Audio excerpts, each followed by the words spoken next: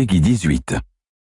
Eh bien, salut à tous et à toutes, c'est Monsieur Toc, l'homme qui fait des effets spéciaux avec son zizi jusqu'à ce qu'on l'appelle le bouffon vert. J'espère que vous allez bien et que vous avez apprécié tous mes tests de février. Réanimal, bien sûr, le nouveau Carmageddon, mais aussi Dragon Quest 7 ou encore Purple Pro. Et d'ailleurs, mon giveaway étant terminé, sachez que les deux gagnants sont cités juste sous cet écran.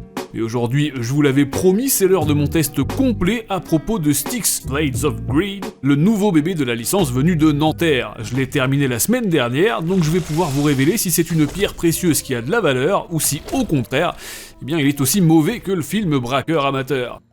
En sachant que dans le commerce, vous le trouverez à environ 50 €, tout de même, mais que je vous ai mis un petit lien sous la vidéo afin de le choper à 28 balles seulement, c'est déjà mieux. Évidemment, n'oubliez pas non plus le concours totalement gratuit que je vous ai mis en description et qui vous permet de remporter tout ce que vous voulez chez mon partenaire Instant Gaming. Et enfin, parce que les promos durent toute l'année, vous le savez, pensez à regarder si d'autres titres, à venir ou déjà sortis, peuvent potentiellement vous intéresser. Que vous soyez sur PC, sur PlayStation, sur Xbox et même sur Switch 2, normalement, il y a largement de quoi vous faire plaisir à moindre frais. Alors, si jamais vous ne le saviez pas, la franchise Styx existe depuis maintenant 12 ans, et ce troisième opus, tout comme les deux précédents, est signé Cyanide, le studio parisien, auteur notamment de tous les jeux Tour de France, de tous les jeux PCM, de tous les jeux Blood Bowl, ou encore du désastreux Werewolf machin truc, sorti en 2022. Vous l'aurez donc aisément deviné, on est sur un catalogue de titres qui n'est pas forcément très rassurant, au demeurant. Ouais, et d'ailleurs les deux premiers volets du fameux Styx, bon, on n'était pas non plus sur des références du genre.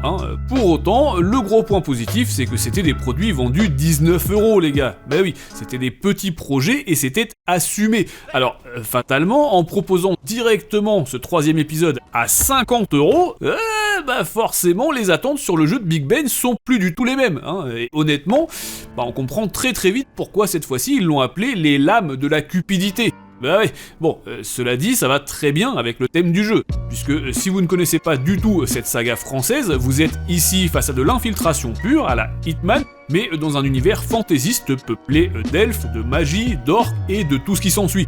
Le joueur incarne le bien nommé Styx, un gobelin issu de l'école de Beauxbatons, et qui en plus de sa sublime peau verdâtre, est surtout connu pour une chose. Voyez-vous, c'est un braqueur solitaire hors pair, et même si de prime abord, il n'a pas spécialement l'air d'avoir les jambes lourdes, son vice à lui, c'est l'avarice. J'aime pas trop les voleurs et les fils de pute. Ah, mais moi non plus. Néanmoins, il faut bien lui reconnaître ses qualités. À la fois, il est plutôt doué dans ce qu'il fait, c'est vrai, et surtout, il a une verve que beaucoup de héros de jeux vidéo devraient lui envier. Et c'est d'ailleurs le seul vrai point fort de ce Blades of Greed, à mon sens, le soin apporté à la partie sonore. En effet, les compositions présentes ici sont absolument sublimes, donc un grand bravo aux musiciens qui ont travaillé sur l'OST, tandis que les doublages, uniquement en anglais d'ailleurs, c'est toujours dommage dans un jeu français, sont encore une fois très réussis. Notre anti-héros est une vraie pipelette, et c'est pas plus mal, parce qu'il a énormément d'humour. Tout comme les gitanes, il est sans filtre, et il ne sera pas rare de l'entendre sortir des punchlines variées que les moins de 30 ans ne pourraient pas capter. Par exemple en référence à L'Arme Fatale et à Scarface. Bref, c'est un vrai braquage vocal à visage découvert. Hélas, 3 fois hélas, la partie visuelle est de son côté totalement ratée. Ouais. La faute au passage sous Unreal Engine 5, bien entendu, et ce pour absolument aucune raison valable. Par conséquent, je vous le donne en mille, le bébé français ressemble toujours à un jeu PS3, j'allais dire PS4, mais franchement c'est largement pire que ça, et si de temps à autre les panoramas sont pas désagréables à regarder, tout le reste est à vomir en fait. Ah ouais mais t'as raison, putain c'est immonde. Bah ouais, le jeu est terriblement flou déjà, ça bave de partout, les effets de lumière sont une catastrophe, les textures et les ombres sont ignobles, les cinématiques ont été coupées à la serpe, les niveaux sont remplis de bugs toutes les 5 minutes, et comme si ça ne suffisait pas, évidemment le jeu rame du fion, parce qu'il a été optimisé avec les sourcils, tout simplement. Résultat, dans cette histoire, on a un peu l'impression d'être pris pour des joueurs Nintendo en fait.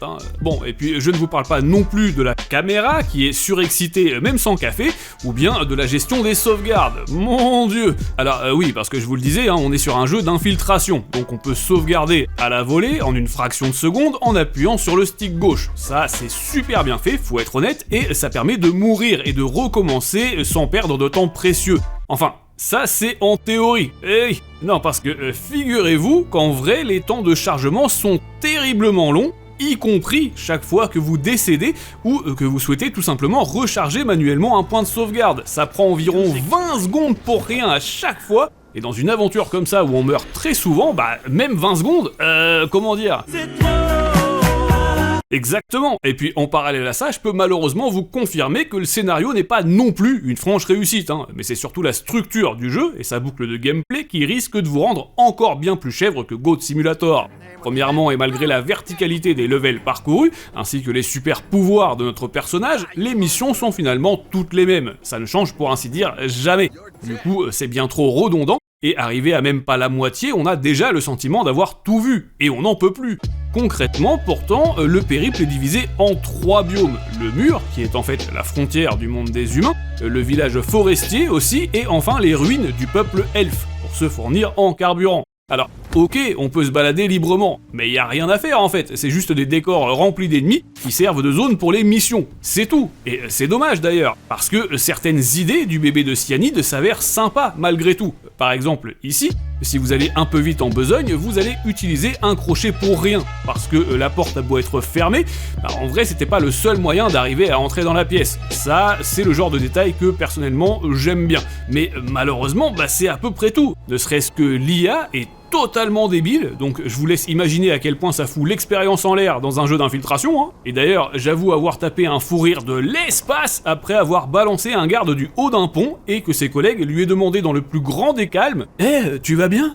Bref, dites-vous qu'en parallèle de tous ces soucis et du rendu visuel absolument délirant, vous en aurez malgré tout pour une bonne vingtaine d'heures si jamais vous souhaitez terminer l'aventure ou si vous êtes Maboule, évidemment. Donc ce gobelin restera décidément un incompris, et pourtant je vous assure que j'ai rien du tout contre les gens de son espèce, vraiment. Oh, alors c'est contre les gens de petite taille. Non, voyons. Vous croyez que parce que je suis petit, vous avez le droit de me marcher dessus? Bah tu vas voir mon pote, avec moi ça balance. Voilà en tous les cas tout ce que je pouvais vous dire aujourd'hui sur ce très décevant Styx 3 Blades of Greed. Ça sort le 19 février sur tous les supports, et si vraiment vous voulez l'essayer, bon bah je vous invite encore une fois à passer par mon petit lien sous la vidéo. Si jamais ce test vous a plu et suffisamment renseigné, je vous propose de faire tourner cette vidéo un peu partout autour de vous, pensez à devenir membre premium également, et pourquoi pas à me rejoindre sur les réseaux sociaux.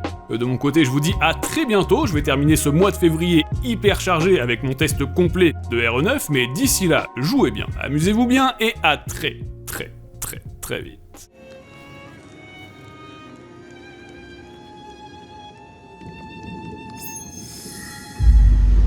Quartz collected. Let's hit the Zeppelin and see some new sights.